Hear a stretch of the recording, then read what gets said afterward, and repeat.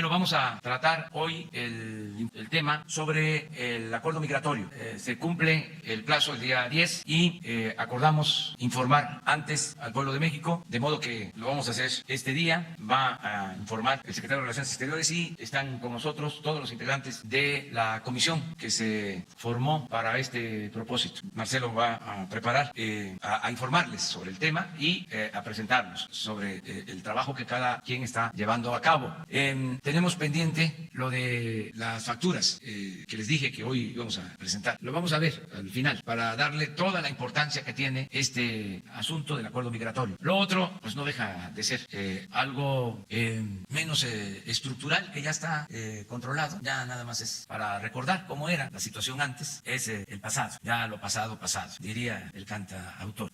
Lo importante es la transformación, el que no caigamos en los mismos errores, que no hagamos lo que se hacía antes, que se deseche todo lo que significaba la corrupción, los gastos onerosos, superfluos, el lujo de gobierno, y que se haga realidad la austeridad republicana. Pero lo importante es que ya no hay esos excesos, eso sí lo puedo garantizar, y es un logro de la cuarta transformación. Y se está trabajando en lo estructural también, una política distinta en materia de relaciones exteriores, a partir del principio de la no intervención, de la autodeterminación de los pueblos, de la cooperación para el desarrollo, lo que establece el artículo 89 de nuestra Constitución. Entonces, vamos a escuchar a Marcelo Ebrard sobre el informe. Con su permiso, señor presidente, compañeros, buenos días. Señoras y señores, como es de su conocimiento, por instrucciones del presidente de la República, desde el mes de junio se implementó un programa de atención especial al fenómeno migratorio. En este programa han intervenido muy diversas instancias públicas y entonces voy a presentarles una síntesis del reporte que tenemos hasta esta fecha. La implementación de todas las medidas en su conjunto han traído consigo una reducción del flujo migratorio del orden del 56% entre los meses de mayo y agosto, es decir, principios de junio y agosto. Esa reducción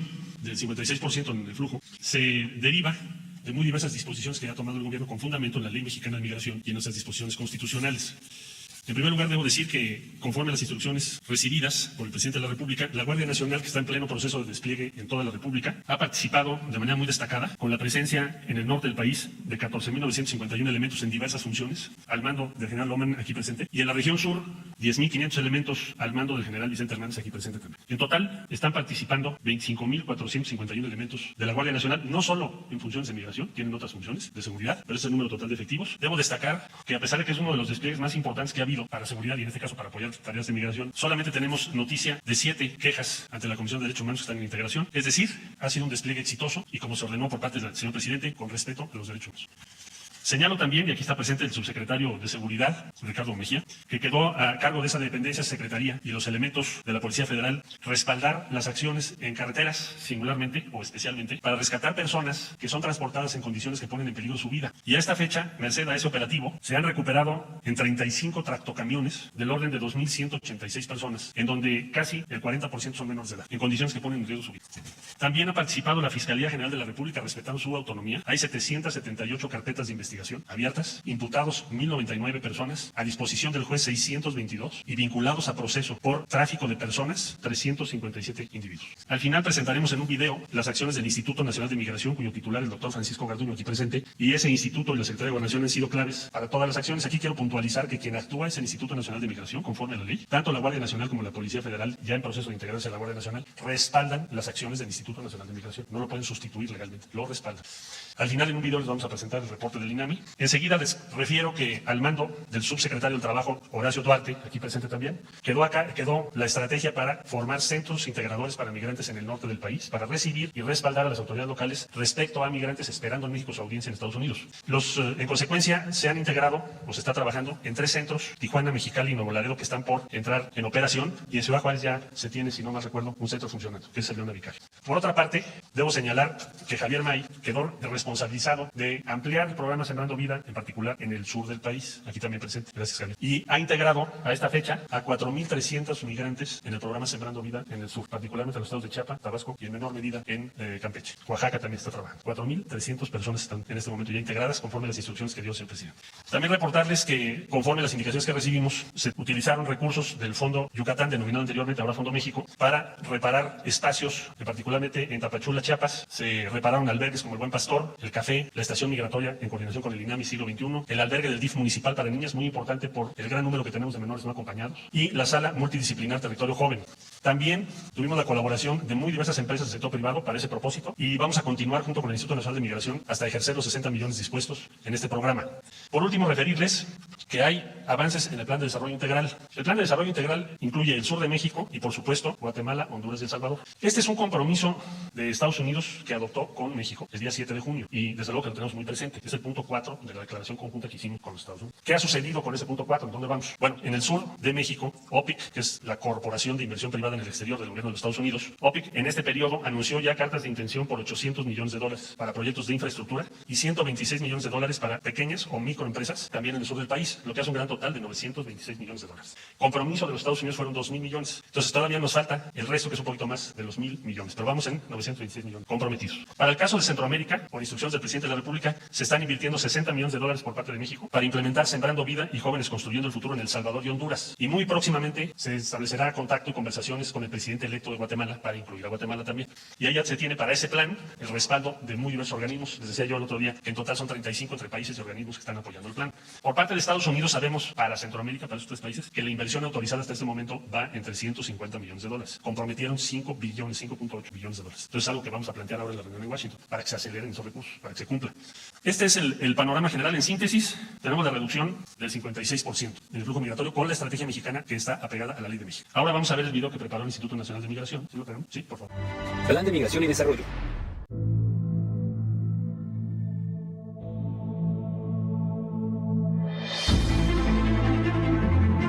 El mundo tiene más de 7.500 millones de habitantes. Las naciones son el resultado de oleadas migratorias, entre pueblos, países y continentes. Cuando la humanidad camina, la tierra se mueve, se abren caminos y se construye la historia.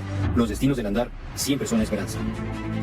Así fue, como hace aproximadamente 14.000 años, llegaron los primeros pobladores de América, territorio que hoy es habitado por 1.013 millones de personas. Los tres países más poblados del continente americano son Estados Unidos, Brasil y México.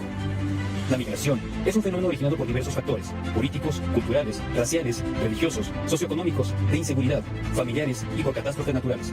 La búsqueda permanente de mejores condiciones de vida ha obligado a las poblaciones a salir de sus lugares de origen, de forma voluntaria, forzada, temporal o de manera permanente, ocasionando crisis migratorias en algunos momentos de la historia. En 2015, el continente europeo experimentó una afluencia de migrantes sin precedentes, donde 3.771 personas murieron en su intento por migrar. 10 países del Mediterráneo fueron los receptores de más de 1 millón de personas. Por su parte, la dinámica de desplazamiento del continente americano provocó que en un solo país, México, ingresaran de manera irregular casi 600.000 migrantes, tendencia que de continuar habría llevado a recibir más de 1 millón de personas este año. México es un país de paso obligado para los países generadores de oleadas migratorias, como El Salvador, Colombia, Cuba, Guatemala, Haití, Honduras y Venezuela, quienes tienen como objetivo migrar hacia los Estados Unidos, sumando como fenómeno excepcional el incremento del flujo de migrantes transcontinentales. La aplicación de la normatividad migratoria nacional ha provocado que exista inconformidad y desesperación en las personas migrantes, a quienes el Instituto Nacional de Migración respeta su derecho a manifestarse y salvaguarda sus derechos humanos. Ante este crecimiento exponencial, el Gobierno de México estableció un plan de migración y desarrollo basado en 5 ejes rectores. 1. Coordinación con la Guardia Nacional. 2. Política migratoria en la frontera sur. 3. Empleos a migrantes en el sureste de México. 4. Atención integral para migrantes. 5. Relación con los gobiernos de Centroamérica y el Caribe.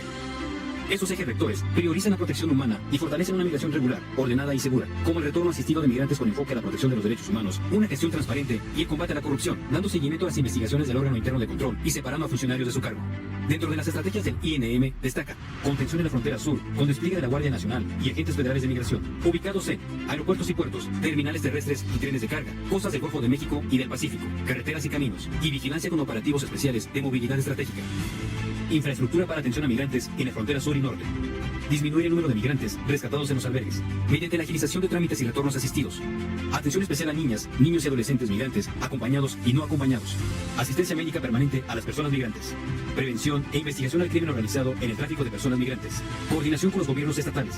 Coordinación y participación con instituciones religiosas, ONGs y mecanismos internacionales como la ONU de Derechos Humanos, OIM, ACNUR y UNICEF. Coordinación con la Comisión Nacional de los Derechos Humanos. Relación con los gobiernos de Centroamérica y el Caribe. De enero a septiembre de 2019, fueron presentadas ante el Instituto Nacional de Migración 138.491 personas extranjeras, de las cuales 94.893 son adultos y 43.598 son niñas, niños y adolescentes, procedentes principalmente de Honduras, Guatemala y El Salvador, y se han devuelto a su país de origen a 134.406 migrantes, lo que equivale al 97%. Para alojar a las personas extranjeras que se encuentran en México y no tienen un documento migratorio, el INM cuenta con 66 instalaciones en todo el país, en donde se proporciona especial atención a grupos vulnerables, entre ellos niñas, niños y adolescentes, adultos mayores y personas con discapacidad. En estos recintos se albergan los derechos humanos como una política actual del Estado mexicano, donde se atiende con dignidad, humanismo y amor a las personas migrantes, quienes son la esencia y alma de esos hogares temporales. Las personas migrantes también cuentan con albergues de las ONGs, mientras que para brindar una atención especial a las niñas, niños y adolescentes, se cuenta con las instalaciones del DIF.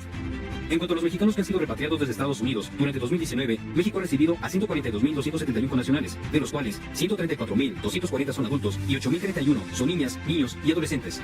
El INM informa que se han entregado 53.887 tarjetas de visitante regional, 7.236 tarjetas de visitante trabajador fronterizo, 37.563 regularizaciones por razones humanitarias, 40.033 formas migratorias múltiples a retornados de Estados Unidos que migran a su país de origen, 48.254 solicitudes de refugio ante la Comisión Mexicana de Ayuda a Refugiados. Como resultado de esas acciones, el flujo irregular hacia los Estados Unidos se mantiene con tendencia a la baja, considerando que en la estadística migratoria el registro fue de 144.278 personas en el mes de mayo, y para el mes de septiembre la cifra disminuyó a 63.755.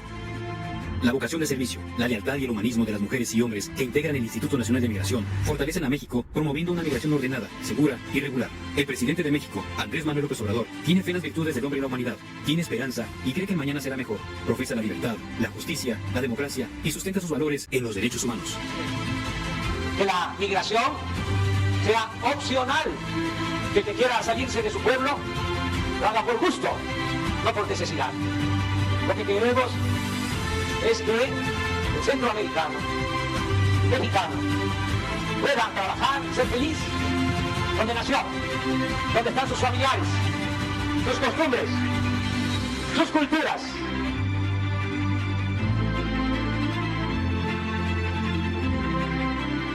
Instituto Nacional de Migración. Gobernación. Muy bien, muchas gracias por su atención y ahora estaríamos en preguntas sobre este programa.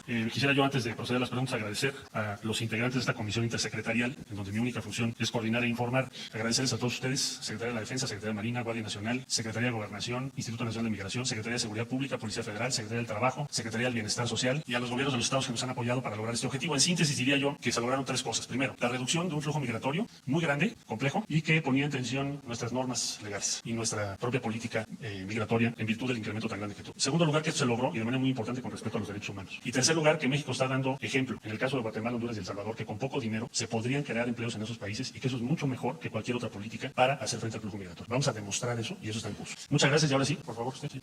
Muy buenos días, canciller, presidente. Rafael Herrera, corresponsal de Sin Censura con Vicente Serrano desde Chicago. Canciller, con estos resultados positivos, ¿cree usted posible negociar con el gobierno de Estados Unidos para que los mexicanos ya se les pueda dar papeles de trabajo? Y más importante aún, el respeto que se merecen nuestros mexicanos en Estados Unidos. Se lo pregunto porque la vez pasada yo le pregunté aquí y me dijo que era necesario primero dar resultados. Ahora ya los están dando. Creo que es momento de que el gobierno de México le dé esa pauta a nuestros mexicanos y se luche para que tengan esa dignidad y no vuelvan a pasar estos lamentables hechos como lo que pasó en El Paso, Texas. Muchas gracias, canciller. Sí, qué bueno que lo menciones. Bueno, hemos, a raíz de la tragedia del Paso, Texas, la batalla que ha dado México tiene dos objetivos estratégicos. El primero, no se trata de un hecho aislado, no es un individuo, como se dice en inglés, insane. Sí lo es desde el punto de vista ético-moral, pero el tipo está coherente y además tiene un manifiesto. No lo tituló manifiesto, pero hágase de cuenta que así es, por la estructura que tiene. Entonces, al haberlo hecho de esa manera, no es un hecho aislado y no es una persona que, como decimos amigos, está loco, sino que es parte de una red digital y de personas que piensan de esa manera. Por lo tanto, la primera batalla que México ha dado es que ese hecho sea clasificado como un ataque terrorista. Y por fortuna, y así se lo pedimos, se lo demandamos a Estados Unidos. Ahora que fue la votación en la Organización de Estados Americanos, Estados Unidos votó a favor, que no es un hecho menor, yo creo que es un avance importantísimo para México. ¿Cuál es nuestro objetivo? ¿Cómo podemos proteger a las comunidades mexicanas en Estados Unidos? ¿Cuál es la mejor manera que México tiene de protegerlos, además de fortalecer su presencia consular y lo que ya se hace, o hacer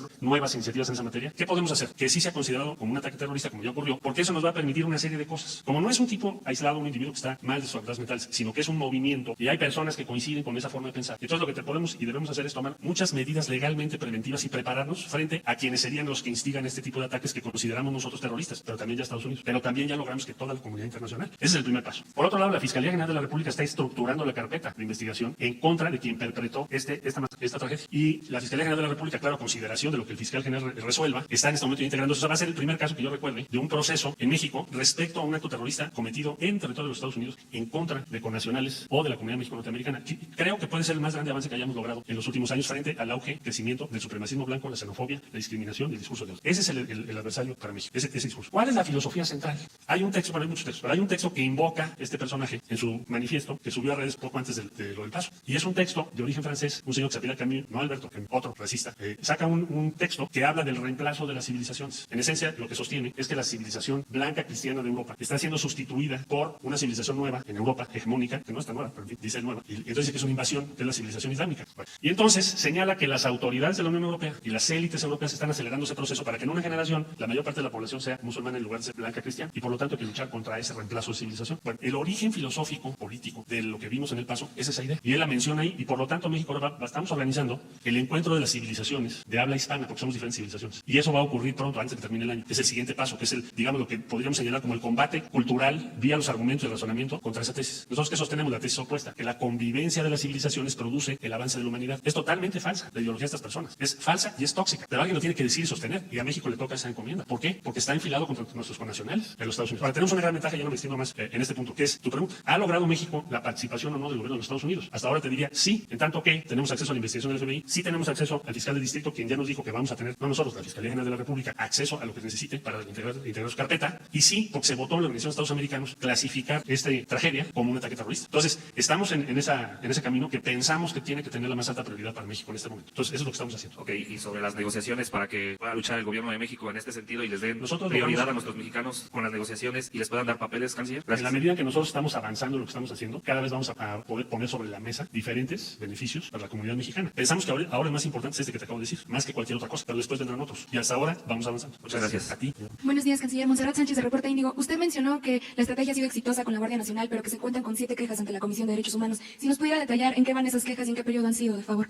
Pues son las únicas que hay respecto a los operativos que estamos haciendo. Ahorita están en integración de expediente y las vamos a contestar en tiempo y forma, pero si las comparas con lo que pasa cada mes solo con la materia migratoria, pues tenemos en general 185 quejas. Que tenga 7 todo este despliegue me parece una constatación evidente y objetiva de que se ha actuado con respeto a los derechos humanos como lo señaló el gobierno de la República, y es algo que le queremos reconocer y lo subrayo a la Guardia Nacional aquí presente. Canciller, buenos días. Según reportes del Banco de México, hasta julio de este año habían llegado a México 3.270 millones de dólares por remesas. Yo quiero preguntarle qué está haciendo México en conjunto con los consulados de nuestro país en los Estados Unidos con respecto a la salud de los migrantes, que son más de 27 o 30 millones de mexicanos allá. Yo tengo la experiencia, o viví la experiencia cuando radiqué allá, que muchos mexicanos padecen enfermedades de transmisiones sexuales, alcoholismo, drogadicción, y que nadie los atiende. Y es gente, un motor de palanca de desarrollo para el país desde el extranjero. ¿Qué están haciendo allá? Además de que se enfrentan de que los servicios médicos en Estados Unidos son sumamente caros y obviamente tienen miedo a asistir a una clínica, pues porque temen a que los detengan. ¿Qué está haciendo el gobierno con respecto a la salud de los migrantes, que es de una situación muy precaria? Tenemos una red actualmente ya trabajando para el apoyo de los migrantes recién llegados. Hay que hacer una diferenciación en las cifras. Tienes Comunidad México-Norteamericana que ya tienen derecho de acceso a los sistemas de salud, con todas las imperfecciones que tiene el sistema norteamericano, porque es un sistema caro y es un sistema muy desigual, no es similar a las instituciones que tienen otros países. Pero digamos que tienes un conglomerado importante que ya tiene acceso. Entonces lo que tenemos que hacer es concentrarnos con los de recién o que llegaron recientemente o que no tienen un estatus todavía legalmente acreditado. Y ahí tenemos que actuar con mucho cuidado porque hay una serie de limitaciones legales. Pero sí tenemos una red especialmente en California. Ahora es un buen modelo de atención a los migrantes de recién llegada a los Estados Unidos. Tienes los que tienen visas de trabajo y tienes los que no tienen visas de trabajo. Entonces estamos trabajando más con los que no tienen visas o acceso a ningún tipo de salud. Y el año que entra, por instrucciones del presidente, tenemos que ampliarlo. Vamos a tener que ampliarlo a otros estados de acuerdo a las posibilidades financieras que tenemos. Pero lo vamos a ir ampliando. Son alianzas, como hicimos también alianzas con diversos grupos de abogados para defenderlos. Porque si lo hiciéramos todo con abogados propios, no podríamos. Son números inmensos. Entonces vamos en esa ruta para el año que entra. Y también te comento que hay otra indicación que es buscar facilitar a quienes están en Estados Unidos el que pudiesen contratar servicios para sus familiares a través del Instituto Mexicano de Seguro Social. Eso lo tenemos que tener listo el año que entra también. En eso estamos. Hola, buenos días, canciller. Yo quería hacerle varias preguntas acerca de la reunión. ¿Cuándo se va a Washington? ¿Quién lo va a recibir? ¿Y dónde será la reunión? Me voy a Washington el lunes. La reunión es el martes y va a ser en la Casa Blanca, hasta donde tenemos información. ¿Quién me va a recibir? ¿Te refieres a quiénes van a estar en la reunión? La confirmación todavía no la tenemos. Se usa que la última confirmación sea el día anterior, el día lunes, tanto por nuestra parte como por la ley. Cuando la tengamos, la subimos. Eran 3 días, no, por favor. Rocío Méndez, Noticias MBS. ¿Cuál es la expectativa? Ya nos ha advertido usted que con estas medidas sí se redujo el flujo migratorio, pero la amenaza era muy específica por parte del vecino país del norte de la implicación o la imposición de aranceles. ¿Cuáles son las expectativas del gobierno de México con estos resultados? Bueno, nosotros estamos acreditando que la estrategia que México planteó ha sido exitosa, que no conviene cambiar esa estrategia. Nosotros vamos a seguir en esa estrategia. México va a seguir en esa estrategia conforme a sus disposiciones legales y a lo que nos ordenó el presidente. No espero que haya una amenaza arancelaria el día martes porque no se entendería. ¿Por qué habría una discusión arancelaria si hay una reducción del 56% en 3 meses? Entonces, más bien, lo que nosotros vamos a decir es, bueno, la estrategia que México está implementando es exitosa y por lo tanto lo que queremos es urgir al gobierno de Estados Unidos a respaldar la estrategia mexicana, incluyendo sur de México y sobre todo los 3 países de Centroamérica, Guatemala, Honduras Honduras y El Salvador. Esa va a ser la postura mexicana. Buenos días, Lidia Lista de Grupo Expansión. Quisiera preguntarle en números a cuánto equivale esta reducción del 56% y de los empleos que está ofreciendo el gobierno mexicano a los centroamericanos, ¿cuántos han aceptado? Bueno, en México tenemos 4.300 migrantes trabajando en el sur, en el programa Sembrando Vida. Son migrantes centroamericanos que han dicho, aceptamos que México nos dé refugio y por lo tanto y queremos trabajar. Y entonces están trabajando en el sur de México. Eso es lo que México ofreció y le ofrecemos a muchos migrantes. Entonces están trabajando 4.300 en el sur. En el norte están trabajando 1.059 a través del programa que encabeza Horacio Duarte. 1.059 son los que hasta este momento están ya trabajando. Bueno, la diferencia entre 63.989 respecto a 144.266. Sí. Canciller, buenos días. Dos preguntas. En materia de empleo, el presidente anunciaba 40.000 empleos en el norte del país. La industria maquiladora ofrece 30.000, de los cuales solamente de acuerdo con Coparmex han tomado la decisión de emplearse 70, porque de acuerdo a los encuestas lo que han dicho es que no quieren trabajar. ¿Qué tiene al respecto? Y en materia arancelaria no me quedó claro si esta decisión del gobierno de Estados Unidos de aplazarlo hasta el enero del próximo año, del 31% de los aranceles, ¿lo puede usted abordar? ¿Va a ser incluido en esta agenda que tiene? Sí. Son dos cosas distintas, pero con mucho gusto explico. En el norte del país tenemos 1.059 trabajando en el programa que está coordinando Horacio Duarte. Hay personas que no lo han aceptado porque están esperando su audiencia en Estados Unidos y probablemente tienen recursos o apoyos familiares y entonces tal vez no necesitan trabajar en este momento. Pero tenemos 1.059 que dijeron que sí. Compromiso de México, ¿cuál fue? Ofrecer este trabajo. Entonces, es el número que tengo registrado hasta el día de hoy. Respecto a lo segundo, ya hubo ayer un boletín explicativo por parte de la Secretaría de Economía y hoy lo van a volver a reiterar o a ampliar. Es un procedimiento que no tiene que ver con esta reunión. Es un procedimiento que se deriva de procesos antidumping y de investigaciones respecto a dos empresas. No es una decisión política como fue o pudo haber sido en algún momento la imposición de tarifas vía la 232. No es el caso. Entonces no va a ser motivo o materia de la reunión del día martes. Allá atrás, por favor. Buen día, canciller. Preguntarle, con esta situación que se está dando del tema migratorio, ¿qué sucede con la estación migratoria siglo XXI en Tapachula? Han sumado varios días en que ha habido protestas por parte de personas migrantes de origen africano que denuncian que, bueno, pues está muy atrasado el trámite que pudieran seguir para legalizar, bueno, pues su estancia, por lo menos el tránsito por México. Y precisamente lo que ellos mencionan es que, bueno, hay quienes mencionan que podría haber una crisis, preguntarle si la hay y en todo caso más bien qué solución se le va a dar en torno a la situación que está viviendo esta estación migratoria. Gracias. El Instituto Nacional de Migración, su titular, el comisionado Francisco Garduño, nos ha venido informando todos los días de lo que están trabajando. En esencia, lo que piden estas personas es que México los deje pasar hasta Estados Unidos sin ninguna condición legal. O sea, equivaldría a decir, pues entonces que no haya frontera. Entonces, se les ha ofrecido refugio, la condición de refugiado está prevista en la ley, se les han ofrecido diversas formas de visas para que estén legalmente en México. Ahí tenemos otro problema, que es el problema de identificación, porque no tienen identidad y algunos de esos países de origen no tienen embajada aquí. Entonces, se les ha ofrecido refugio, por ejemplo, que podría ser una solución, pero no quieren. La petición, entonces, originaria era que se les deje transitar libremente por México sin identificarse y sin ningún estatus legal. Lo que ha estado haciendo el INAMI, puso unas mesas de trabajo. Ayer incluso estuvo el padre Solalinde allí y lo que se busca es encontrar una solución, pero la solución no puede ser violentar todas las leyes mexicanas. Entonces, yo espero que la mayoría acepte la condición de refugio y que entonces tengan una estancia legal en México. Eso esperamos que ese sea el desenlace. Nada más le quiero aclarar que no están confinados, porque he visto en algunas notas eso. Lo que quieren ellos es que se les dé libre paso. Vamos a ver cómo le encontramos una solución. Nada más una aclaración. Por estas protestas se ha tenido que cerrar la estación migratoria. Si tienen han hecho cierres parciales para presionar a la autoridad, pero está funcionando la estación según me reportó Francisco Garduño normalmente. ¿Usted está?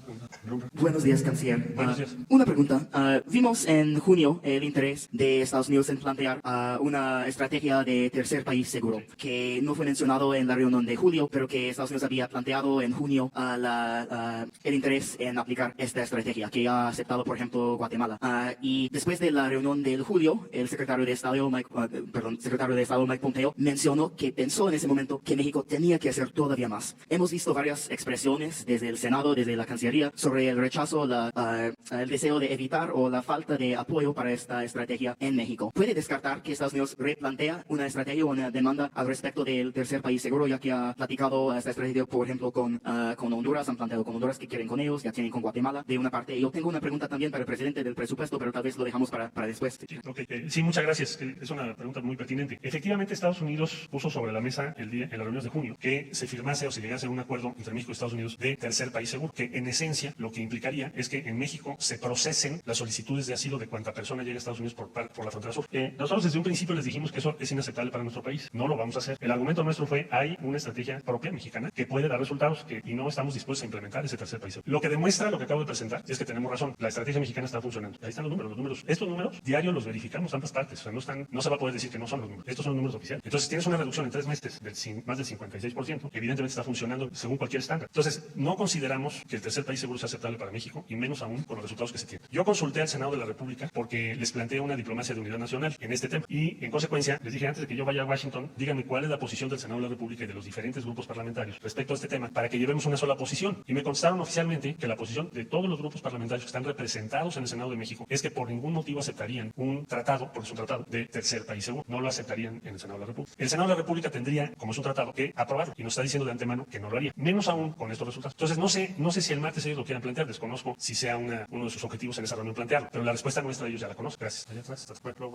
Canciller Alejandro Alemán, de Diario Plaza Juárez. Este asunto del tercer país seguro, ¿es un tema de soberanía o es un tema de qué naturaleza? Dado que el resultado de no ser tercer país seguro es que para el migrante que desea entrar a Estados Unidos no tiene opción. Simple y sencillamente, como las cifras lo están reflejando, el 90% que cae en el ámbito del Instituto Nacional de Migración es regresar a su país. Es decir, si un migrante quiere ir a Estados Unidos, no tiene realmente ninguna opción, más con esta posición de Estados Unidos de no permitir el procesamiento de solicitudes en su país que vengan de México. Entonces, ¿qué salida se les está dando? Gracias. La salida principal que nosotros estamos planteando para el flujo migratorio es invertir en Guatemala, Honduras y El Salvador. Esa es la postura de México. Porque nosotros no podemos determinar la política norteamericana. La política norteamericana en México no la puede determinar, con todo respeto. Puede ser que nos gusten muchas cosas, pero nosotros no podemos determinar cuál es la política en Estados Unidos. Los ejemplos son muy amplios. La política norteamericana respecto a migración ha tenido variaciones, pero en general han sido deportaciones masivas, por lo menos en lo que va de este ciclo. Entonces, si no puedes determinar eso porque no está en tus manos, ¿qué sí está en tus manos? Tienes dos posibilidades. Una, decirle al migrante, oye, ¿quieres venir a trabajar en México y vivir en México? ¿Quieres ser refugiado en México? ¿Quieres tener una visa de trabajo en México? Eso lo puedo considerar de acuerdo a mis procedimientos, pero no lo que les interesa. Te lo doy con los números que tengo aquí. Se ofrece, Horacio ha estado en toda la frontera tratando de que tengan oferta de trabajo. Tenemos 1059. Javier en el sur con todo su equipo ha estado buscando y hablando con ellos incansablemente, y me consta porque tiene una brigada de 100 personas allá todo el tiempo y tiene 4,300 que aceptaron. Y han pasado miles. O sea, no es su interés estar en México. Entonces, ¿qué es lo que México sí puede hacer? Por lo que hizo el presidente López Obrador, a ver, vamos a invertir en Guatemala, Honduras y El Salvador, porque son pueblos hermanos y porque siempre hemos sostenido que la solución a la migración es que la gente no tenga que migrar por pobreza o por inseguridad. Y se van a crear 60,000 empleos en Centroamérica, ¿no? No es poca cosa. Para darte una idea, en El Salvador en un año se crearon 18,000 empleos formales en un año. El programa que México está financiando va a crear 20,000, dicho por el presidente de El Salvador. Entonces, eso es lo que podemos hacer y es lo que estamos haciendo. Y queremos convencer con los resultados a Estados Unidos de que le conviene más hacer eso que cualquier otra política que han seguido los últimos 20 años, que es de deportaciones masivas, porque lo han hecho todo el ciclo. Sí, y respecto a la acción de tercer país seguro. Finalmente, no la vamos a aceptar porque significaría... Permítanme que me contarle el contexto. Tenemos un tratado de libre comercio, es decir, las mercancías influyen y ha sido una demanda que la migración también se integre, ¿no? Entonces, usted dice, es inaceptable, también nos ha dicho que ha hablado con el Senado y que la posición del Senado no ha sido muy clara en el sentido de... Y que no, sí, ha sido muy clara. Están en contra. Simplemente es el planteamiento que quisiera que me contestara, si es un asunto de soberanía nacional o de qué tipo de relación tiene esta fundamentación de no querer aceptar ser un tercer país seguro. Gracias. No queremos aceptarlo porque va en contra de los intereses de México, porque ¿por qué nos vamos a hacer nosotros cargo de procesar todas las solicitudes de asilo en nuestro territorio de otro país? Es como si yo le dijera a Estados Unidos, bueno, vamos a hacer un tratado para que tú resuelvas otro problema que a México le interesa. Es injusto, no es equitativo. Y segundo, eso sí va a impedir que los migrantes puedan hacer cualquier gestión en la frontera con Estados Unidos. Entonces, si nosotros tomáramos esa decisión de aceptar ese tratado, yo creo que la mayor parte de la opinión pública en México no lo aceptaría, con razón, porque es injusto para nuestro país. Dos más, si les parece. 3, 4. Gracias, buenos días a todos. Gabriela Jiménez del Sol de México. Una cosa, si me pudiera aclarar si la inversión de la que hablaba eran 5 billones o 5 millones, porque ya me escuché bien. Y la otra era insistir nada más en lo que comentaba la compañera sobre las quejas ante la Comisión Nacional de Derechos Humanos.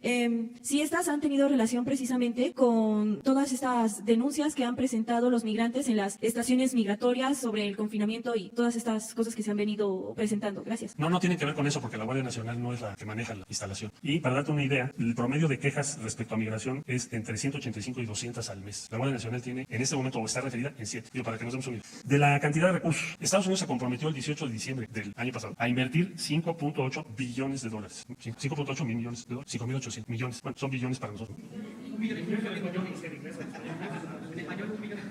Pues estamos hablando en español, sí. O sea, 5.800 millones para 5.800 millones sería la traducción. Y esa cantidad es la que de dólares. Esa es la que se acordó que Estados Unidos invertiría. Y a esta fecha, la inversión es la que les acabo de referir. Llevan 350 millones de dólares en El Salvador, en una planta que anunciaron que iban a invertir. Y de los otros proyectos no están obligados a informarnos, pero seguramente el martes lo darán a conocer. Eso para el caso de Centroamérica. Sí, por favor. Buenos días, canciller. Carlos Domínguez de Nación 14. Usted dijo hace un momento que se redujo el flujo, con este proyecto se redujo el flujo migratorio en un 56%. En lo general, solamente de hermanos centroamericanos o también de mexicanos, porque en cuanto ha ayudado esta estrategia a reducir precisamente el número de mexicanos que ya no ven a Estados Unidos como un atractivo para irse a trabajar. Bueno, como usted sabe, los números que tenemos del flujo migratorio de México a Estados Unidos es de los más bajos que se han tenido en lo que va el ciclo. Es decir, ya tenemos más personas con visa de trabajo que los que nos son repatriados cada año. A México, sobre todo este que va en curso. Entonces, no hay una reducción del 56% en el número de mexicanos, si esa es tu pregunta. En lo general, sí. Pero, ¿de cuánto de ese 56% son mexicanos? Un tercio, más o menos. Un tercio son mexicanos, los demás son centroamericanos. Okay, y en un momento una Pero pregunta. el descenso ha sido, el 56%, el grueso de ese descenso ha sido por parte de flujos de Centroamérica. Okay, y en un momento una para el presidente, si me lo permite, señor. Ahora que termine. Buenos días, señor Canciller. Buenos días, señor presidente. Buenos días a todos. Urbano Barrera de Grabaciones. Nada más para un pequeño apunte. ¿Tiene usted el promedio diario de deportaciones a partir de que iniciaron esta estrategia migratoria? Sí. Y tiene el promedio también de deportaciones diarias antes de la estrategia. Sí, con mucho gusto. En 2018, en el mes de agosto, hubo 11.232 personas devueltas. En agosto 2018, 11.230 por parte del INAMI, de México a sus países. En 2019, en el mes de agosto, fueron 12.625. En el mes de agosto. Buenos días, presidente. Buenos días, canciller. Buenos días a todos. Shaila Rosagel, corresponsal del Grupo Gili, el Impacel de Sonora, la Crónica y Frontera de Tijuana. Sobre lo que está sucediendo en el norte, ¿cuál es el balance que hacen de la situación de la frontera norte y específicamente de Tijuana y Mexicali para el señor Duarte?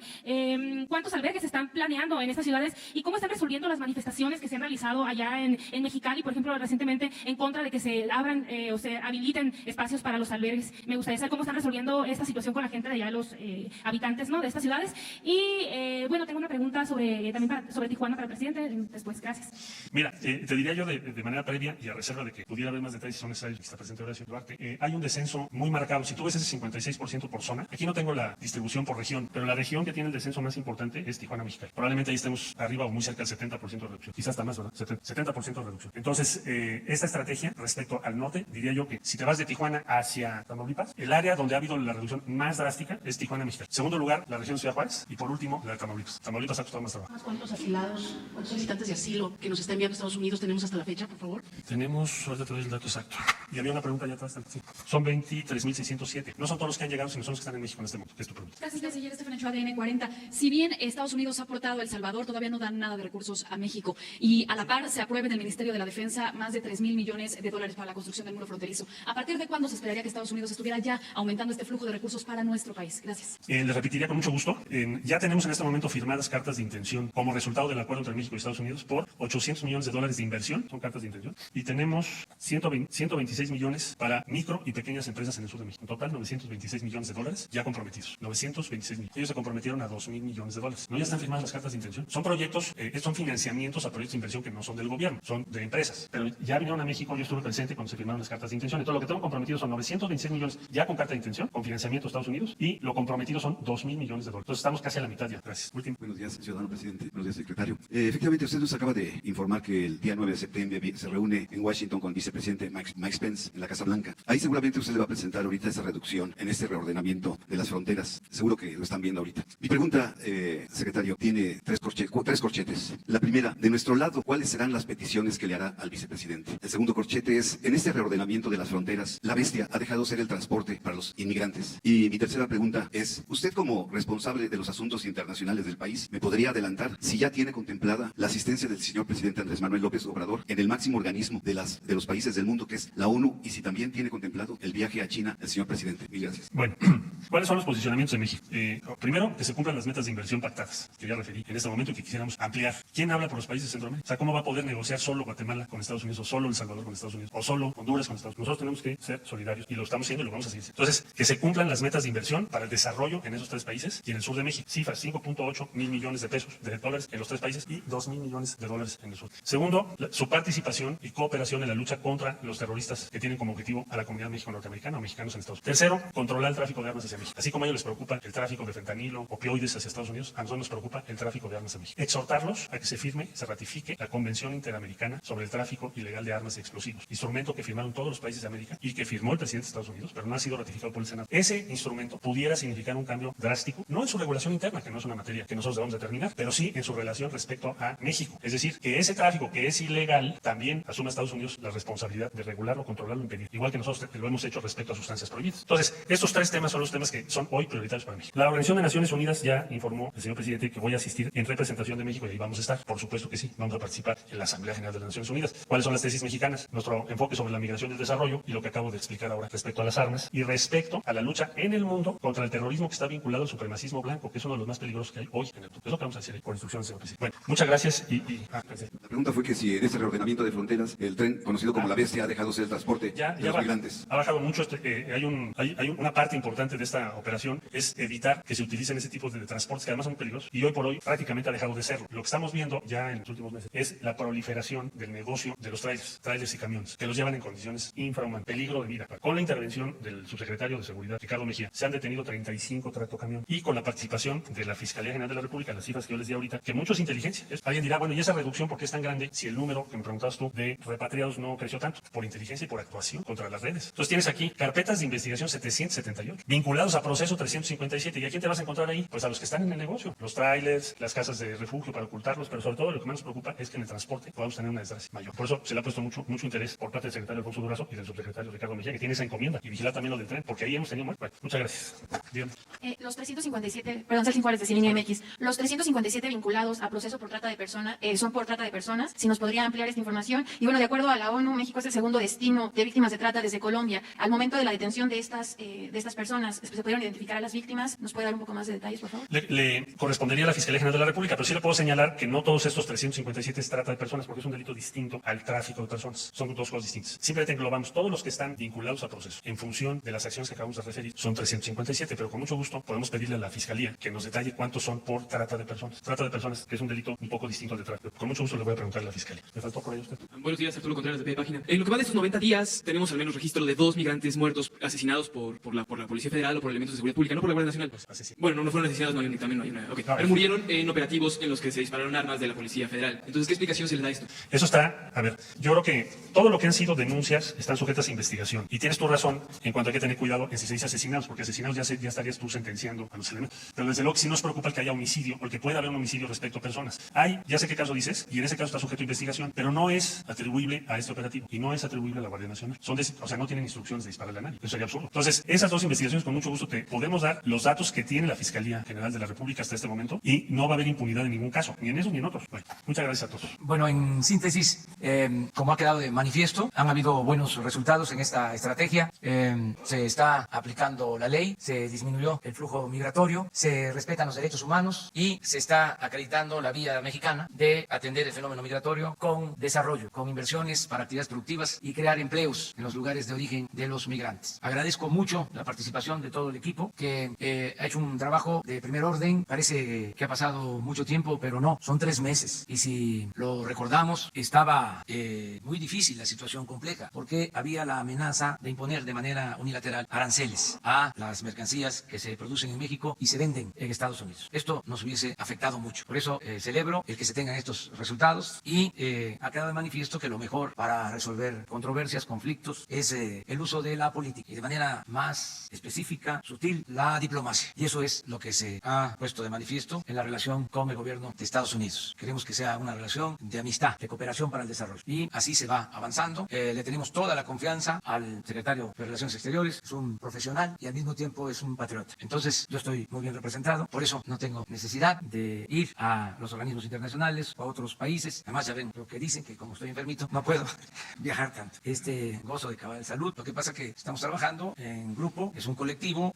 Tengo el apoyo de servidores públicos muy eficaces. Aquí destaco ahora la labor del secretario de Relaciones Exteriores, pero también constantemente estoy hablando del apoyo que recibo de la Secretaría de la Defensa, de la Secretaría de Marina, de la Secretaría de Seguridad Pública, de la Secretaría de Gobernación, en este caso de la Secretaría del Trabajo, de la Secretaría de Bienestar. Todo este trabajo conjunto fue muy acertado. El cambio en el Instituto de Migración. Francisco Garduño es un profesional, además un hombre responsable, dedicado, trabajador, porque se necesita, desde luego, lo principal es la honestidad, pero también el trabajo. Hay gente honesta, pero no trabajan mucho. Y hay quienes son hiperactivos, que trabajan mucho, pero no son honestos. Entonces se tiene que buscar ahí el equilibrio.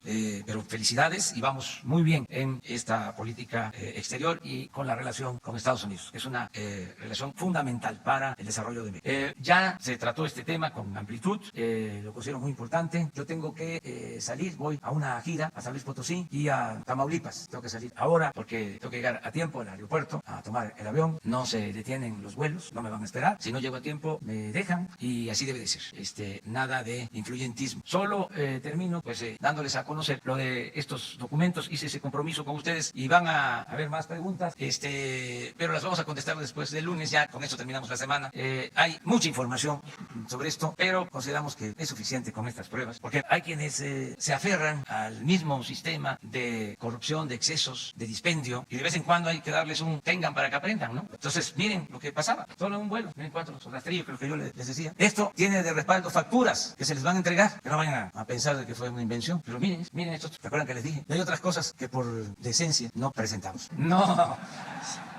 Si estamos hablando de decencia, ya el papel higiénico ya es bastante. Bueno, que entreguen las facturas. Entonces, en síntesis, el sistema político denominado neoliberalismo, que no solo es una política económica neoliberal, sino es un sistema político neoliberal. El régimen neoliberal impuesto desde hace 36 años tiene como característica principal la corrupción. 36 años de saqueos, de abusos, de derroche, de utilizar el presupuesto para beneficio de minorías y dejar al pueblo en desamparo. Esto es lo que estamos cambiando. Esto nunca más va a suceder. Sí, les quiero decir que en estos casos se usaba el mecanismo de no presentar información por seguridad nacional. Esto lo manejaba el Estado Mayor Presidencial. Entonces, no tenían la obligación de presentar información, pruebas, nada más en lo interno y dar cifras generales. Eso se terminó. Ya no hay partida secreta en nada. Por eso es este cambio, esta lucha para acabar con la corrupción. Arriba y abajo. No va a haber huachicol, ni arriba ni abajo. Y se tienen que ir acostumbrando. Por eso se tiene que convertir en delito grave la doble facturación y otros mecanismos de evasión fiscal. Porque es muy probable que en estos casos sean facturas falsas. Es decir, que se haya utilizado ese mecanismo de la utilización de ese tipo de facturas. Pero eso en el gobierno se usaba a nivel general. Pero el mal ejemplo acerca de las facturas falsas lo daba el mismo gobierno. Por eso se termina. Y ojalá y en el Congreso, siendo respetuosos de su independencia, resuelvan este asunto de inmediato. Las facturas falsas creció en los últimos años como hongos después de la lluvia. Despachos factureros para evadir impuestos. Se generalizó. Eso se tiene que terminar. Así como es delito grave, y aprovecho para recordarlo, todo lo que es robo de combustible es delito grave. No se alcanza fianza. ¿Por qué digo esto? Porque se sigue deteniendo a personas. Ahora se detuvo a quienes formaban parte de una banda de robo de gas. Y a lo mejor muchos de los que participan en estos actos, vigilantes, gente humilde, no saben que va a ir a la cárcel y que no va a salir bajo fianza. Entonces, ayer se detuvo a un grupo. Le voy a pedir al secretario de Seguridad que les informe sobre esto. A ver si tienen ahí. Sí, a ver, pónganla para que vean que se trata. Pon la bodega. Miren, ya es un asunto sofisticado, nada rudimentario. Pero de los detenidos, 6 detenidos, gente pobre.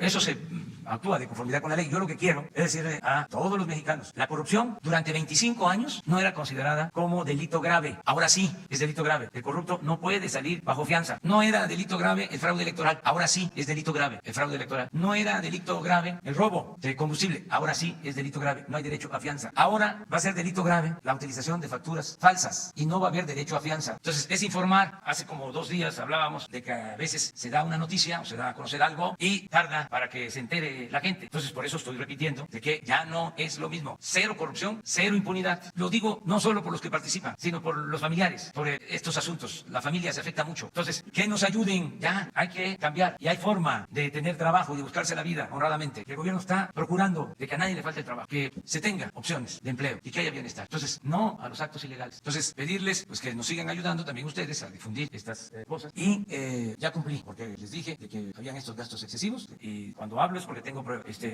No, hay muchísimas cosas en almacén. Si no vamos a comprar material de limpieza, todo eso porque encontramos lo suficiente. O si se compra, se va a comprar lo mínimo porque se compraba de más, pues. Y ojalá, y esto aplique para todo el gobierno, que es muy grande el gobierno. Que aprovecho a hacer un llamado a todas las dependencias del gobierno federal y también en los estados, con todo respeto, y en los municipios. Antes de comprar papel, antes de comprar materiales de limpieza, antes de comprar equipos, revisen las bodegas, los almacenes, porque ahí pueden tener muchos materiales de oficina, pueden ahorrar y no comprar por comprar, sobre todo en equipos caros, todo esto que tiene que ver con cámaras que se usaban, sistemas de espionaje, que no de inteligencia, costosísimos. Si se hace un inventario de cuánto se gastaba en equipos, hasta drones, lanchas especiales, sistemas de vigilancia, monitores, de todo. Es un poco lo que sucedía con la compra de aviones y de helicópteros, independientemente de los dedicados a la defensa, a Marina, pues en 10 años creo que destinaron como 70,000 millones de pesos a compra de aviones y de helicópteros. Por eso no alcanzaba el presupuesto. Y los gasolinazos. Yo recuerdo a un secretario de Hacienda muy famoso, de esos que son muy afamados, que llegó a decir después de un gasolinazo que eso no perjudicaba al pueblo, porque el pueblo no tenía